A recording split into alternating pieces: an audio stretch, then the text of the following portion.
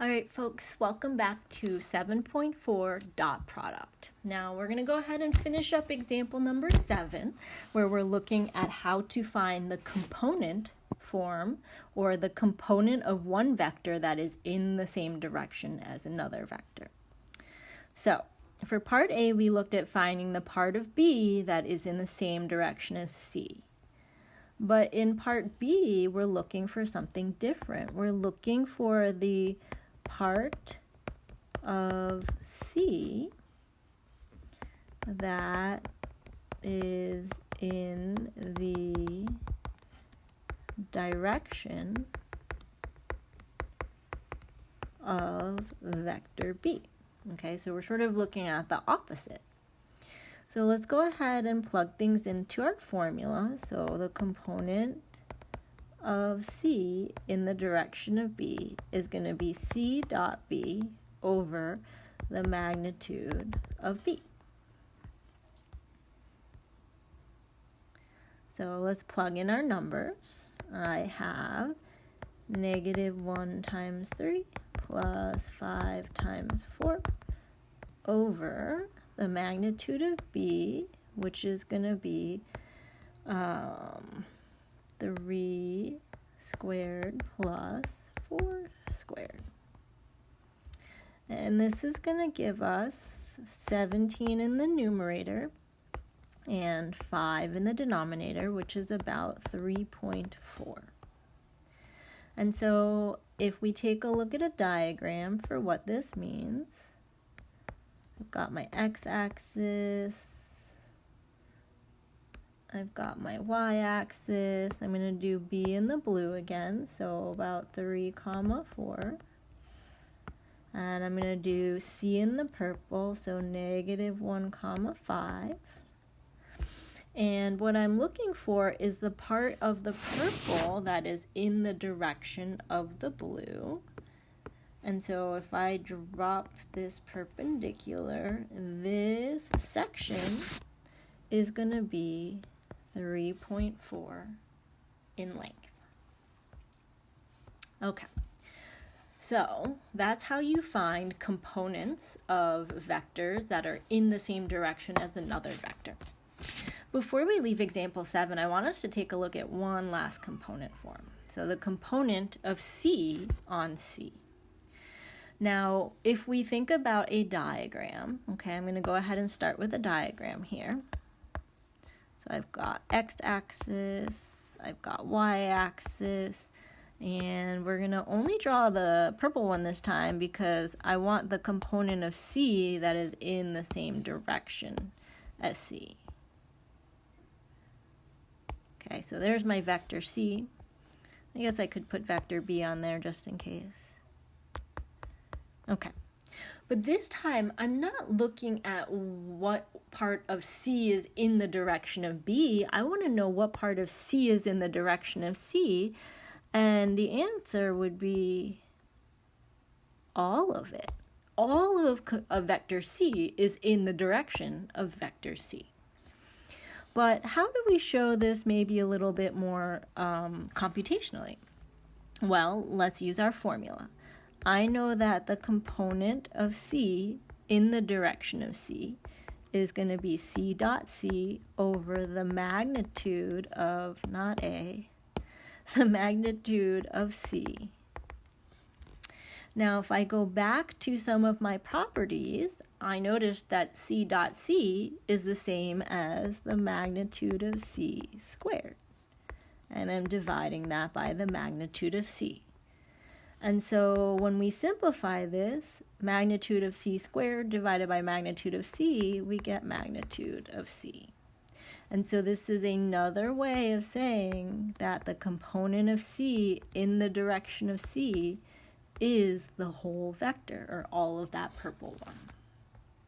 Okay, so that's kind of a little taste of what you would do when you get to linear algebra and look at some vectors. And now we're going to move on to one last application of vectors and dot products. So we're going to take a look at work.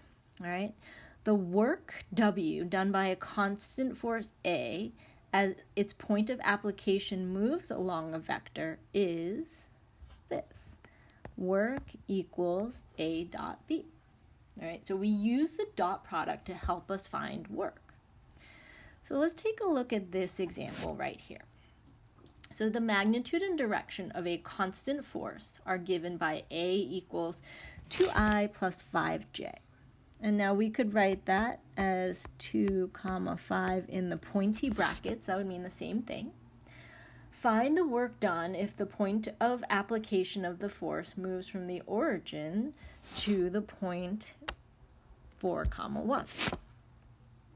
So if we take a look at this, we have our two vectors, okay? So vector A is 2, 5, and vector B is this 4, 1. Or you could write it as 4I plus J. Now, if we apply our formula, work is going to be equal to A dot B. We could say 2 times 4, that's where they get 2 times 4. And then 5 times 1, which is where they get 5 times 1. And when you add those, you get 13. Okay, so that's just sort of like out of context what a problem looks like numerically. But let's finish off this section with more of a real world application, okay? So let's take a look at this question right here, example 9. A child pulls a wagon along level ground, exerting a force of 20 pounds on the handle. That makes an angle of 30 degrees with the horizontal as shown in the figure. Find the work done in pulling the wagon 100 feet.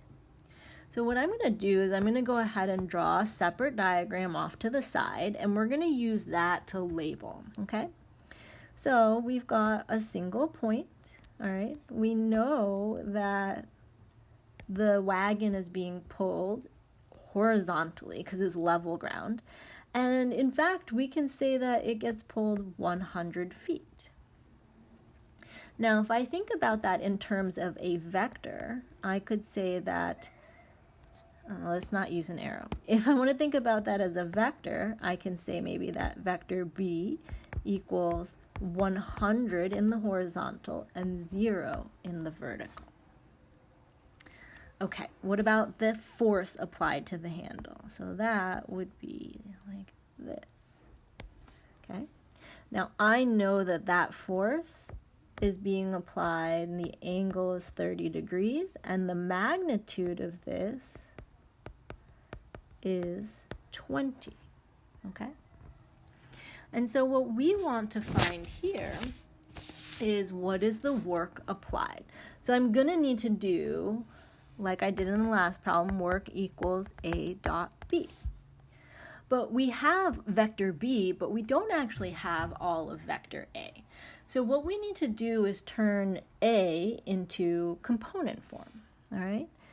So for vector A, which is using this number here and the 30 degrees, I could say that A equals the magnitude of A cosine 30. That's going to give me, well, let's say theta for right now.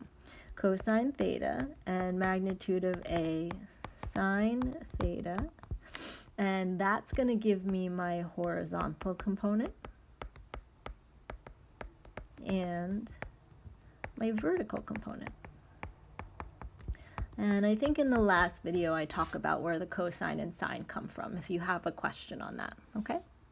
And so if I want to write the force exerted by the child, I'm going to write 20 cosine 30 degrees and 20 sine 30 degrees.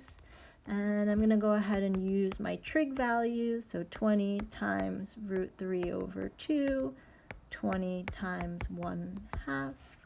And I'm going to clean that up so I get 10 root 3 and 10 as my component form of vector A.